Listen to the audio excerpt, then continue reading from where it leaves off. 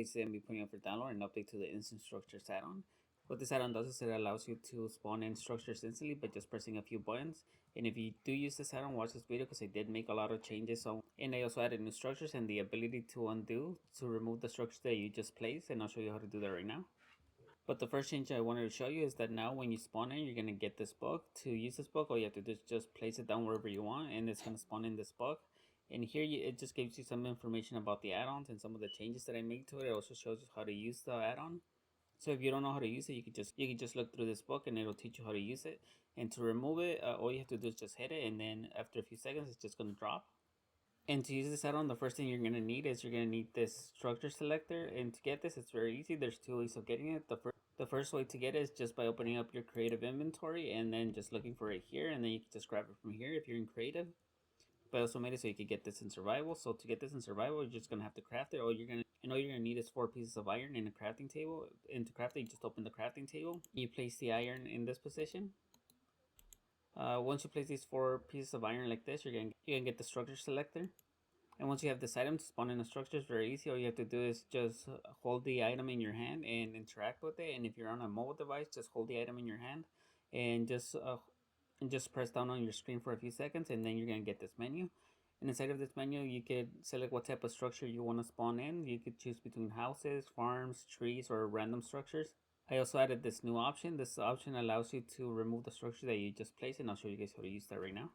But just as an example, if I wanted to spawn in a house, all I have to do is click here, and then you choose the style of house that you want to spawn in. Here I added a few different ones: modern, medieval, cherry blossom, or Asian style. So if I wanted to spawn in a modern house, all I would have to do is just click here, and then here it tells me that there's 26 different options for modern houses available. So to select the different house, all I have to do is click here, and then you can just go through this list and pick whichever one you want. Here, just as an example, I'm going to select this one, number 13, but you can select whichever one you want. Also get the option to adjust the placement of the structure vertically. So if you want the structure spawn in lower or higher, you could adjust it here, but for most structures, you could just leave it at 0. You don't really have to move this, it's just optional. So if I wanted the structure spawn in 3 blocks lower, I could just move it this way. Or I could also move it the opposite direction and move it on this direction. So if it's a positive, it's going to spawn in the structure 3 blocks higher.